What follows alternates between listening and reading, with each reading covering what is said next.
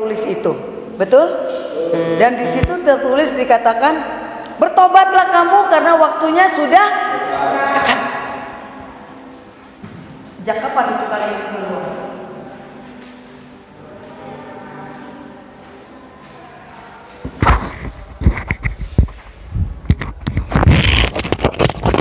Bertobatlah kamu, waktunya sudah dekat. Ya, kita kembali seperti yang saya katakan, mesti kritis. Jadi orang Kristen mesti kritis. Jangan baca cuma sekedar baca.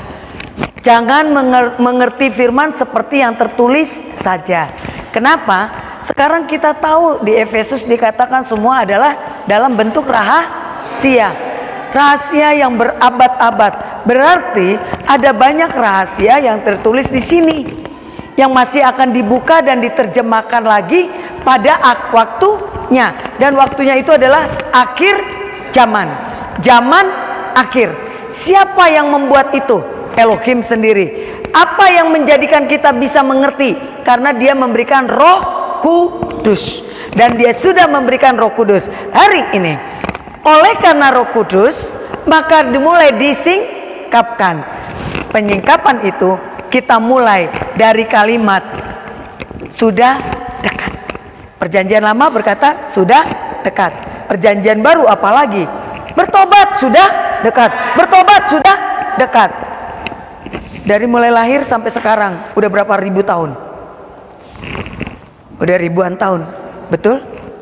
Tapi belum dekat juga. Hari ini orang bilang bertobat, waktunya sudah dekat. Percaya nggak kamu? Bagaimana kamu bisa percaya waktunya dekat? Sedangkan dari tulisan itu sudah 2000 tahun yang lalu. Tapi kenyataannya, jadi ukuran dekat itu bagaimana? Ukuran dekat itu bagaimana kita pertanggungjawabkan? Ukuran dekat itu bagaimana kita mengerti? Ukuran dekat itu bagaimana untuk kita bisa mengetahuinya? Ukuran dekat itu kita harus melihat dari kehadiran.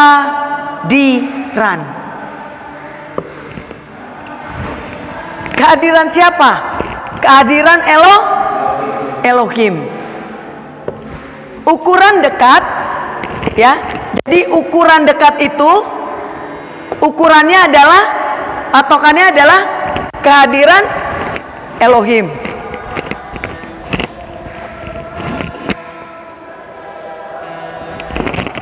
Ukuran dekat adalah kehadiran Elohim. Setuju nih? Jadi untuk ukuran dekat adalah kehadiran Elohim, berarti kita mesti tahu kapan saja dia hadir. Kehadiran Elohim itu artinya apa? Kehadiran Elohim itu artinya apa? Dia ada.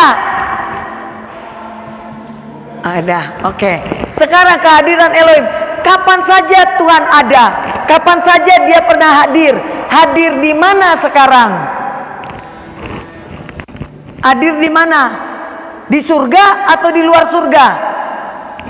Hadir di luar surga.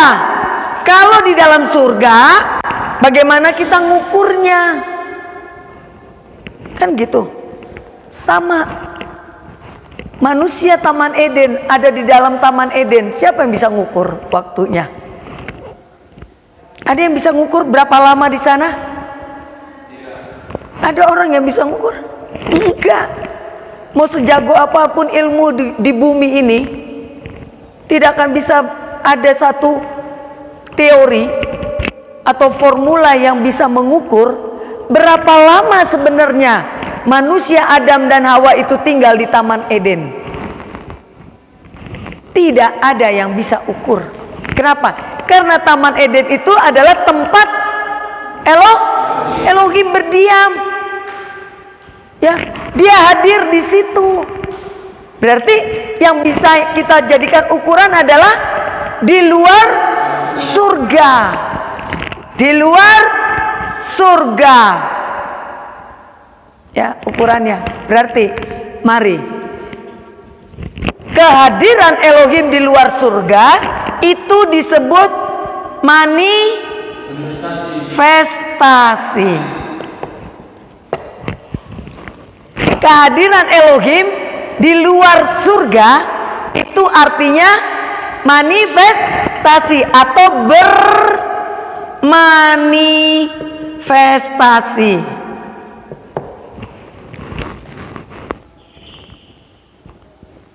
Ya, kehadiran Elohim di luar surga disebut bermanifestasi. Apa tujuannya dia bermanifestasi? Apa tujuannya Tuhan? Tujuannya Tuhan bermanifestasi itu tujuannya apa? Eksistensi. Tahu eksistensi? Eksistensi. Untuk memperlihatkan dirinya, ya. Dia bermanifestasi tujuannya untuk eksistensi, untuk memperlihatkan dirinya bahwa dia itu ada. Ya, eksistensi menyatakan bahwa dia ada.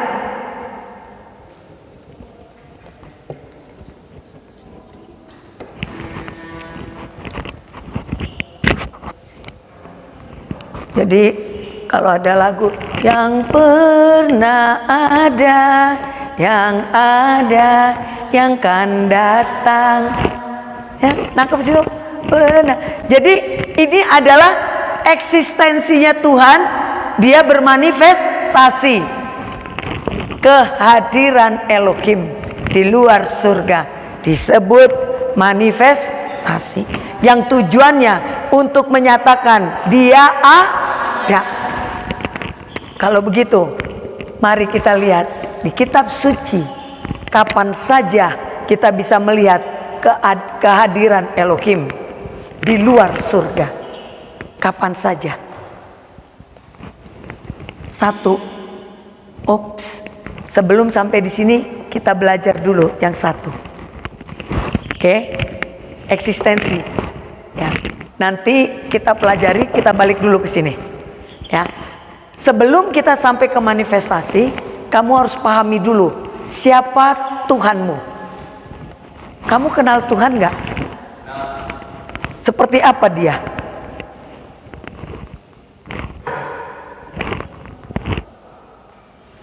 Mari kita mengenal Tuhan dari ciptaannya.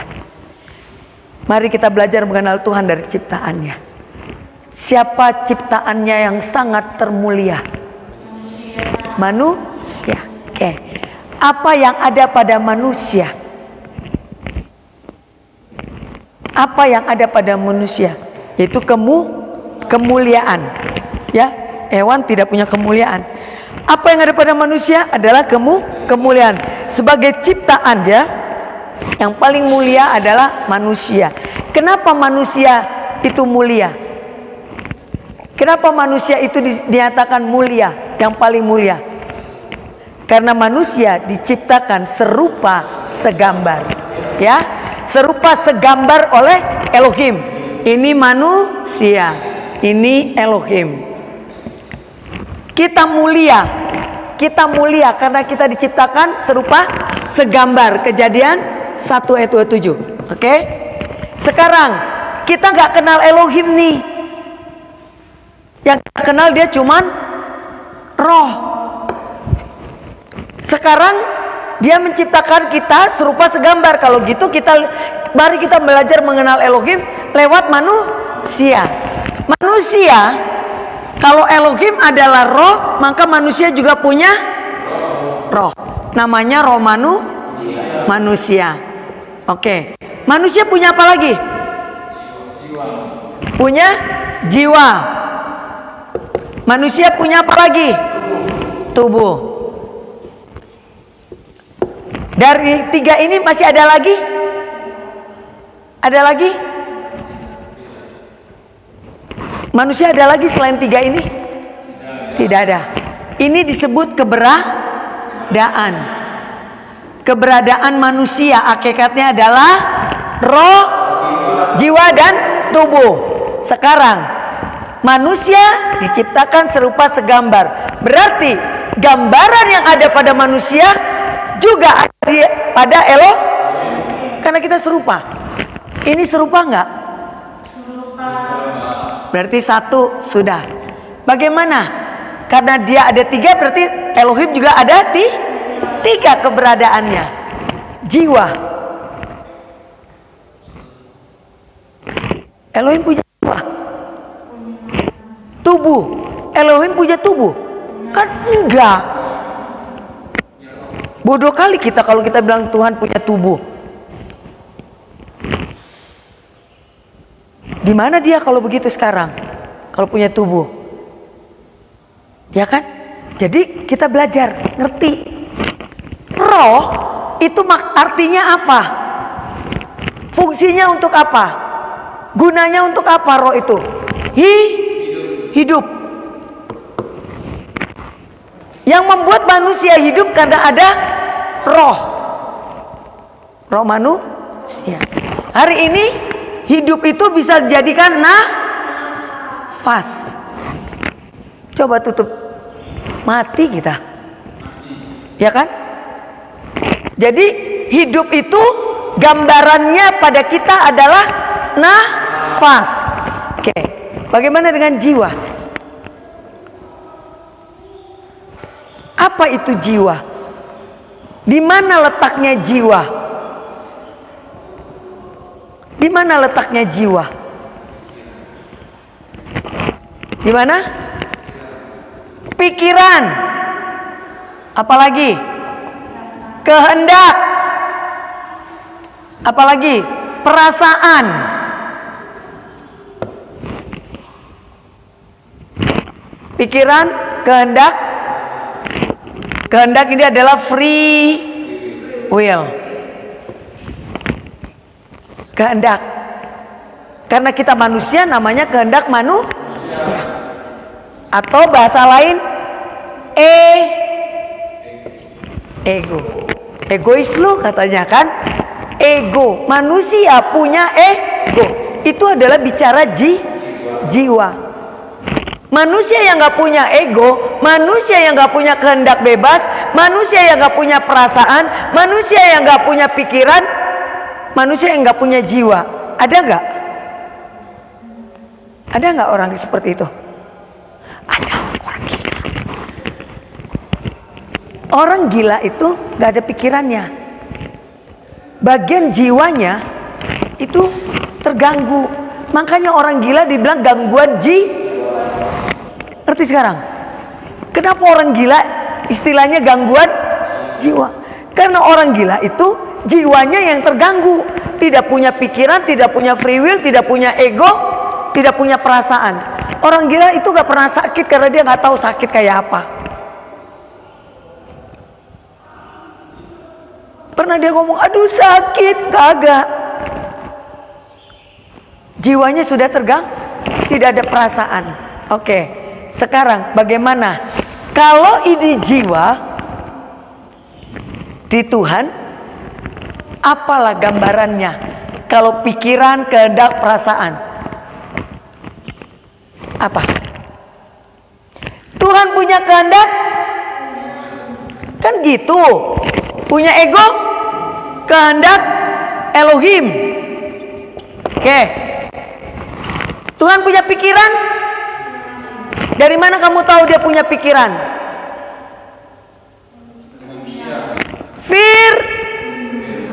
Firman. Kamu tahu kehendak Tuhan, kamu tahu perasaan Tuhan, kamu tahu pikiran Tuhan, kamu tahu egonya Tuhan. Itu lewat, yaitu perkataannya.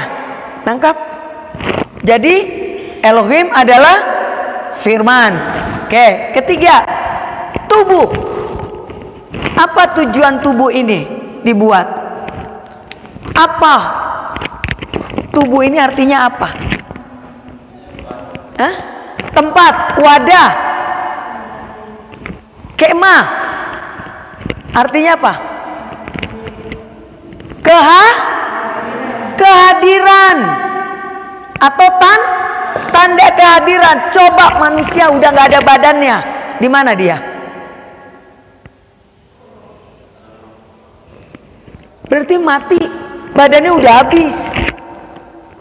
Berarti orang itu mati, tidak ada lagi di dunia. Coba lihat, orang mati masih ada di dunia nggak? Kenapa dia dibikin tidak ada di dunia? Karena tanda hadirnya udah tidak ada, dikubur. Nangkep ini? Ya. Jadi tubuh bicara tanda kehadiran. Berarti Elohim juga punya tubuh nggak? Nggak punya, tapi punya tanda kehadiran. Apa tanda kehadirannya? Apa tanda kehadirannya? Kan gitu. Hari ini kita tahu tanda kehadirannya. Pertama adalah api. Jadi Elohim juga terdiri dari 3. Roh, firman, dan api. Dari mana kamu tahu ini api? Wahyu berapa? 5 ayat. Wahyu 5 ayat berapa?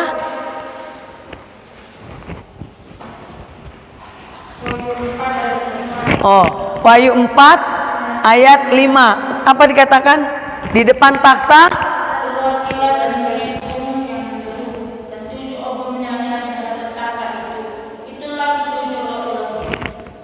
takhta itu yang dia lihat bukan makhluk manusia, tetapi 7 obor api, dan itulah roh Elohim. Berarti Elohimmu tanda kehadirannya adalah berapa tuh? 7 obor api. Berarti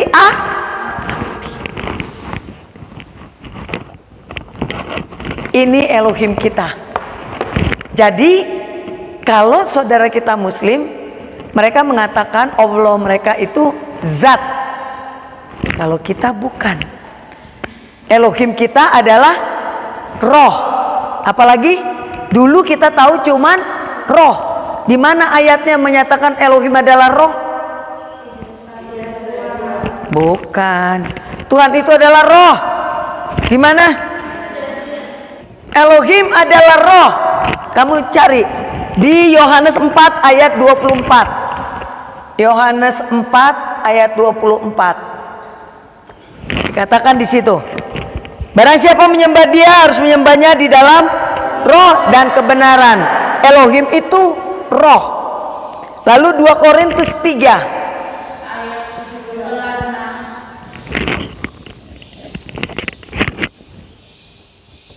di situ ditulis Adonai adalah roh, dan di mana ada roh Elohim di situ ada kemerdekaan. Jadi Elohim kita bukan zat, Elohim kita roh. Ya, lalu dikatakan lagi Elohim adalah firman. Ya, Elohim adalah firman, Dia adalah firman. Dinyatakan di dalam Yohanes 1 ayat 1. Sebenarnya masih banyak ayat yang lain, tetapi itu yang paling jelas. Ya, pada mulanya adalah firman itu bersama-sama dengan, dan firman itu adalah. Jadi kalau ada kalimat marilah kita menciptakan, kita berarti bukan sendirian. Marilah kita, itu yang berkata siapa? Firman. Jadi di sini jelas firman pada mulanya adalah firman. Marilah kita. Firman bersama-sama dengan Elohim. Dan firman itu adalah Elohim. Jadi Elohim adalah roh, Elohim juga adalah firman. Elohim juga adalah api. Di mana tadi Wahyu 4 ayat 5. Dia terdiri dari 7 api yang menyala, duduk di atas tahta. Jadi Inilah keberadaan Elohim. Ini keberadaan Elohim. Dia menjadikan manusia, ini keberadaan manusia. Elohim ini pencipta langit dan bumi. Betul? Namanya siapa? Yod He Vav He. Yahweh. Ya, Yod He Vav He. Elohim. Status. Terdiri dari roh, firman dan api. Yang mana artinya tanda kehadiran. Yang ini adalah kehendak. Yang ini adalah manifestasi.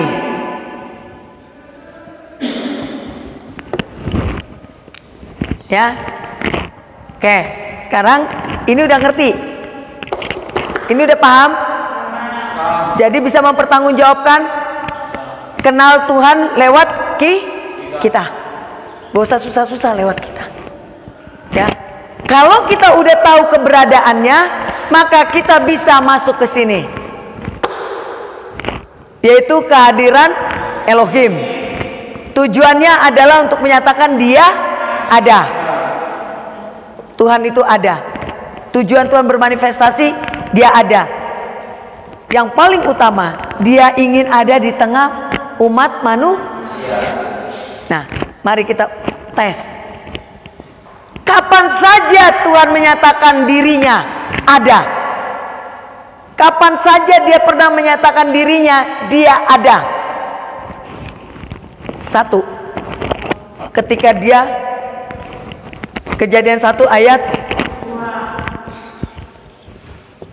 apa dibilang? Ayat Kejadian 1.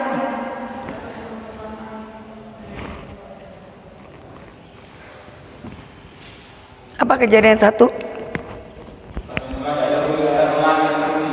Yes, pada mulanya Elohim menciptakan langit dan bumi. Terus?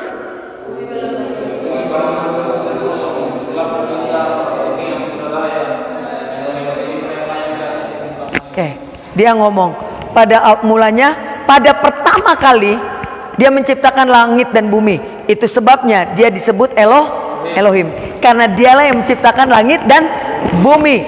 Lewat perkataannya dia menciptakan langit dan bumi. Untuk menciptakan langit dan bumi, dia harus keluar dari tempatnya, Hasamayim. Dia lihat bumi ini gelap, tidak ada apa-apa. Betul?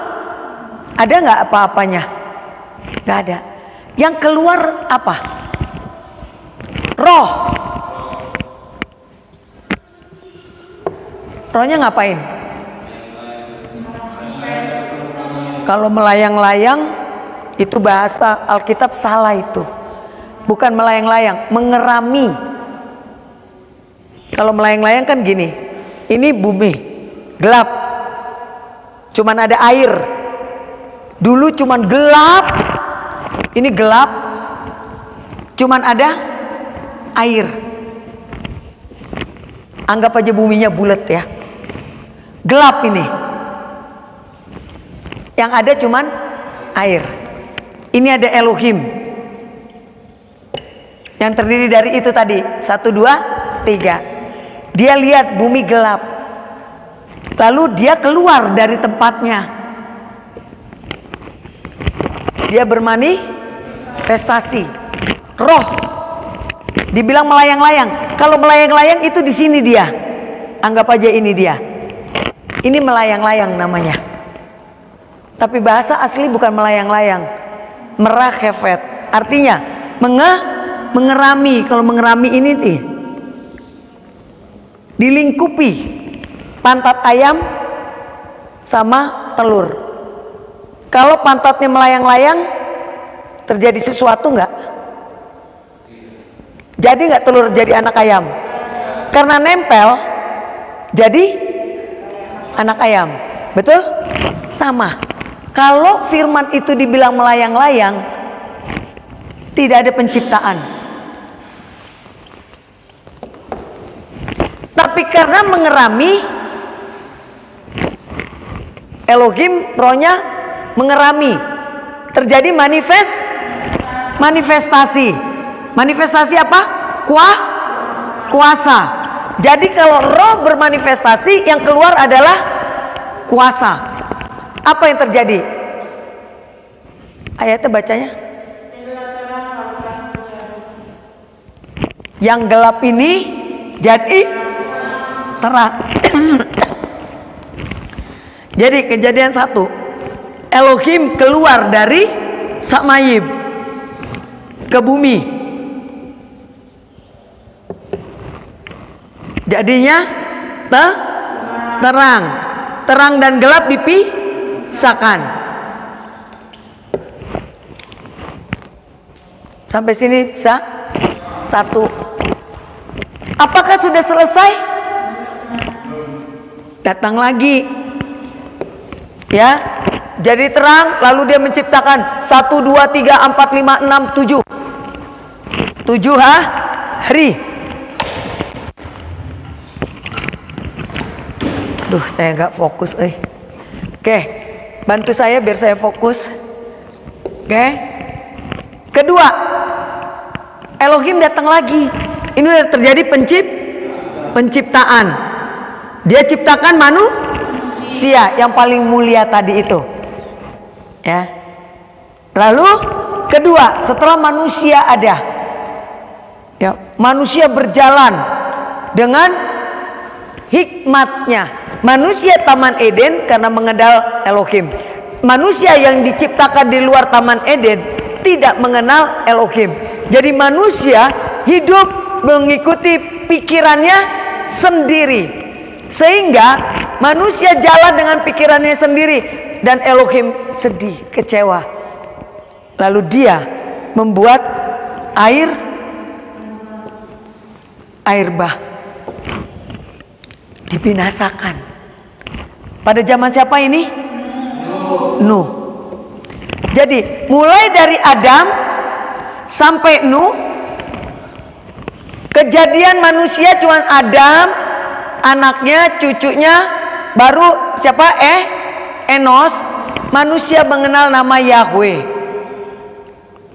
Sebelumnya yang kenal nama Yahweh cuma keluarga Adam, anaknya, dan cucunya. Setelah Enos lahir, cucunya Adam, semua orang di luar Taman Eden mengenal nama Yahweh. Dan ini keturunan 1, 2, 3, 4, 5, 6, 7, 8, 9, 10. Keturunnya Adam, poparan kalau orang Batak bilang. Keturunannya Adam sampai Nuh, ini semua mengenal nama Yahweh. Tapi orang di luar keturunan keluarga Adam itu baru di zaman cucunya baru kenal Yahweh. Tetapi itu baru nama. Hidup mereka di manusia hidupnya mengikuti pikirannya sendiri, sampai akhirnya Elohim membuat sebuah peristiwa air bah, lalu mulai lagi kehidupan. Ini ada kasih karunia. Kasih karunia itu awalnya adalah perjanjian dengan Nuh. Oke, sampai sini mengerti? Oke.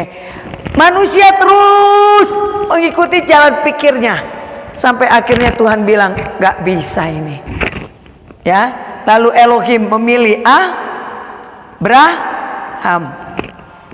Abraham, kau akan jadi bapak segala bangsa. Ya, Abraham, kau akan jadi bapak segala bangsa. Abraham bilang, nggak punya anak. Punyalah anak nanti, 1 Ismail, 1 Ishak. Berarti sini turun Ishak. Ishak diberkatin, punya anak. Siapa anaknya? Esau dan Yakub. Ini gimana sih kalian? Ya, Esau dan Yakub. Yakub cucunya Abraham. Abraham punya 2 cucu ini, tapi dia memilih satu, Yakub. Walaupun punya jalan ceritanya, tentu ada tahu ceritanya. Anak sulung adalah Esau, tetapi yang dapat hak kesulungan adalah Yakub. Yakub punya anak berapa? 12 anak. Yakub disebut Israel. Jadi anak ini disebut bangsa Israel. Ini pola dapat ya. Abraham, Ishak, ada Ismail, tapi yang dipilih Ishak. Ishak, ada Esau dan Yakub, yang dipilih Yakub. Yakub punya 12 anak. Karena Yakub diganti namanya jadi Israel, 12 anaknya dibilang 12 suku Israel. Lihat, hal ini terjadi. Apakah sudah ada aturan-aturan? Belum. Ajarannya masih ajaran dari nenek moyang, dari mulut ke mulut. Dari mulai Nuh, ini ada banyak nama nih, sampai kepada Abraham. Itu sebabnya kitab suci selalu bilang, nasihati anakmu, kasih tahu ajaran ini dari mulut ke mulut. Itu bukan baru, sudah dimulai sejak dari Taman Eden. Karena di sini belum ada sekolahan, belum ada buku, belum ada iPad, belum ada pencatatan. Yang ada ingatan. Ingatan akan semakin canggih kalau terus diulang-ulang. Jadi dari mulai Adam, ajaran itu pakai perkataan, diulang sampai zamannya Yakub, sampai bangsa Israel. Di tengah-tengah inilah, karena sudah ada bangsa, lahirlah yang namanya Musa. Dari bangsa ini lahirlah yang namanya Musa.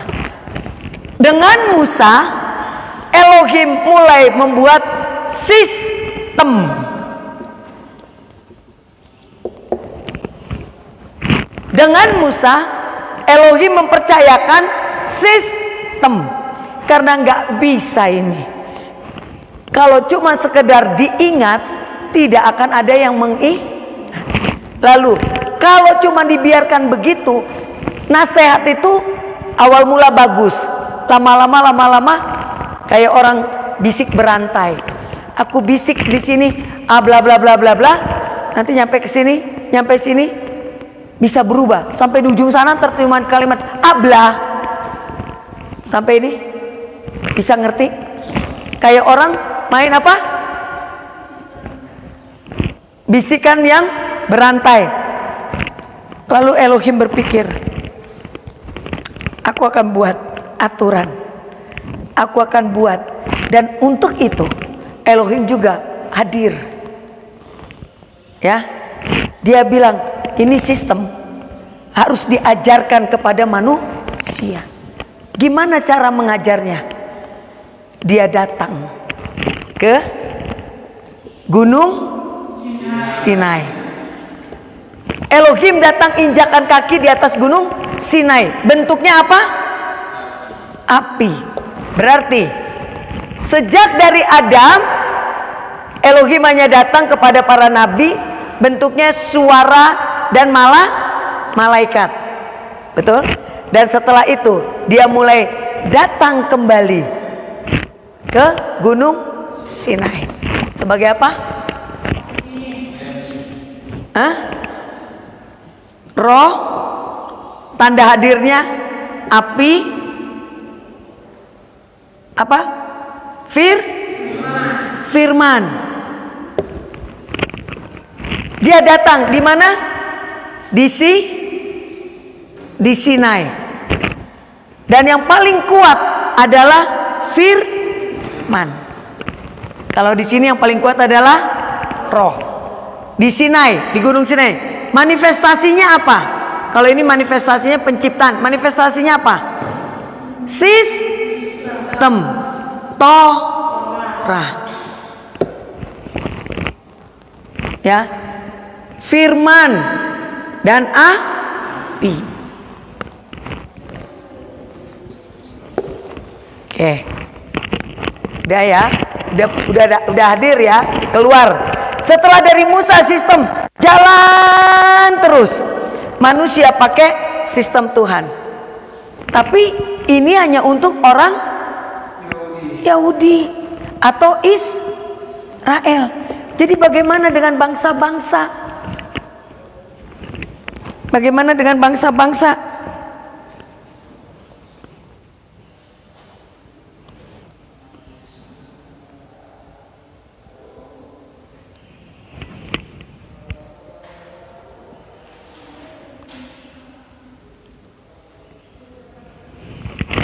Ya, orang Israel, oke? Halo. Nah, Elohim berjalan dengan bangsa Israel. Sudah ada Toranya, sudah ada sistemnya. Tapi manusia kan orangnya nggak puas. Dia bilang, sekarang kami tahu firman, tapi Tuhan di mana? Manusia selalu cenderung ingin melihat. Manusia cenderung ingin melihat. Bangsa Israel juga menginginkan itu. Dan kebetulan Tuhan juga ingin hadir di tengah-tengah umatnya. Itu sebabnya pada zaman ini Elohim juga menyatakan dirinya, menyatakan kehadirannya. Apa tanda kehadirannya? Tidak tabut, tiang awan, tiang api, menorah, terus apa?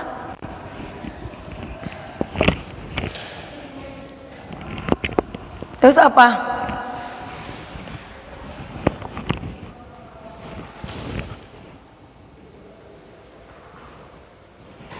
Terus apa?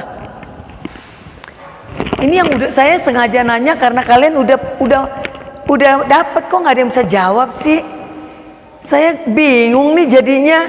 Saya ngajar ngertiin apa enggak? Saya udah berusaha semaksimal mungkin untuk membuat kalian mudah mengerti.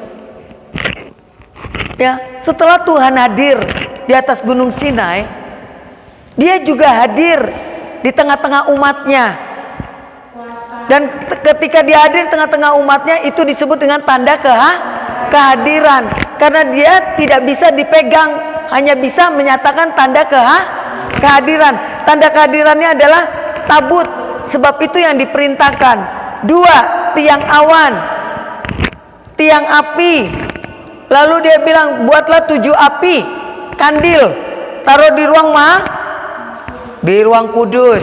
Lalu apalagi tanda yang berikutnya?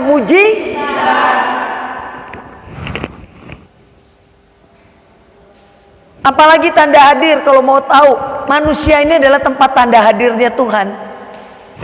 Ya, manusia, tubuh manusia. Ini kita nih tempat tanda kehadiran Tuhan. Makanya kita dibilang bait Elohim. Tanda kehadiran Elohim itu adalah manusia. Jadi kalau manusianya jahat, berarti Tuhan tidak ada di situ. Nangkap? Jadi ini tanda hadir. Nah, berarti Tuhan pernah hadir dengan menyatakan tanda Sekarang tanda kehadiran itu apa tadi? Api. Artinya tanda kehadiran. Pernah Dia datang? Kapan? Pada waktu menorah melewati. Bukti bahwa tabut itu adalah tanda kehadiran Elohim adalah ketika tabut berjalan di depan tempel, kuil, dagonnya tuh, tahu itu? Nggak pernah baca ya. Coba cari di mana cerita tentang dagon runtuh.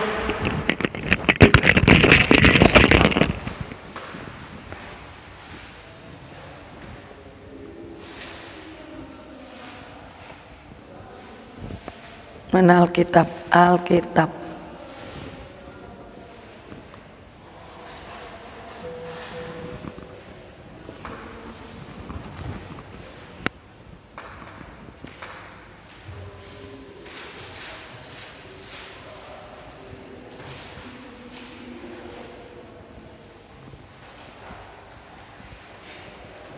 Satu Samuel 5 ayat 3. Ketika orang-orang Asdod bangun pagi-pagi pada keesokan harinya, tampaklah Dagon terjatuh dengan mukanya ke tanah di hadapan tabut Elohim. Lalu mereka mengambil Dagon dan mengembalikannya ke tempatnya. Sebelumnya berkata demikian, orang Filistin mengambil tabut Elohim, lalu dibawa masuk ke kuil Dagon, diletakkan di sisi Dagon. Dagon itu dewa. Ya, 1 Samuel 5.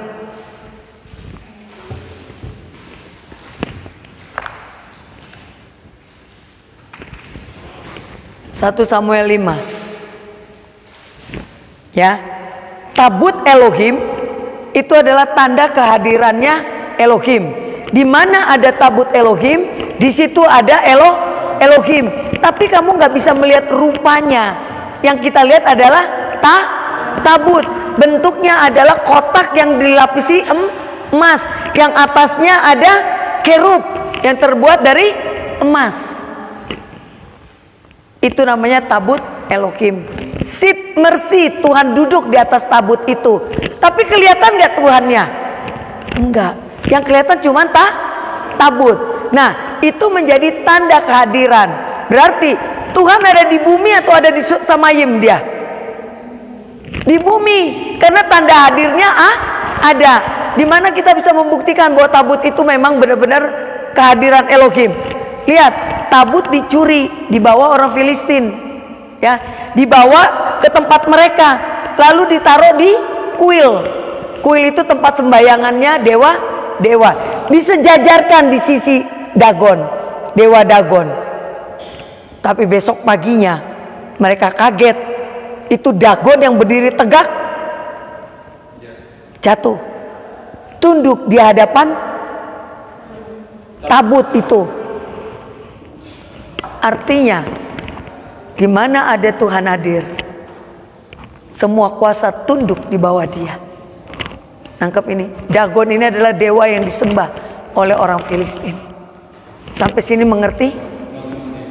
Ya, jadi Tuhan itu pernah hadir, ya, bermanifestasi, hadir, hanya bentuknya tanda kehadiran. Tadi kita udah tahu tanda kehadirannya. Ya, ada berapa ini? 1, 2, 3, 4, 5, 6. Sekarang saya tambahin, kemarin kalian belum dapat. Manusia ini juga adalah tanda kehadiran Elohim. Jadi kau harus sadar, Elohim hadir di bait suci. Elohim hadir di baitnya. Sekarang kalau kamu adalah baitnya Elohim, Elohim hadir. Jadi kalau kamu cederai, kamu kotori tubuhmu, berarti kamu mengotori bait Elohim. Jadi kamu sekarang ngerti kenapa kamu tidak boleh mencemari tubuhmu. Tato, merokok, merusak-rusak tubuhmu, itu artinya kau merusak bait Elohim. Karena tubuh kita adalah bait Elohim, tempat kehadirannya Elohim. Kenapa bisa? Karena manusia terdiri dari roh. Elohim adalah roh. Jadi punya benang merah, punya alasan kenapa manusia adalah bait Elohim, tempat roh Tuhan tinggal. Jadi kalau kamu tidak baik, berarti kamu bukan dari rohnya Tuhan. Jangan-jangan roh yang lain. Itu sebabnya tadi saya marah kalau respect kita nggak ada terhadap Tuhan. Respon kita, sikap tubuh kita tidak baik ketika kita menyatakan Tuhan ada di hadapan kita. Kenapa saya marah? Karena itu. Nangkep. Kalau kau bilang roh Tuhan ada padamu, maka baiklah tubuhmu. Nangkep ini? Oke. Jadi sudah pernah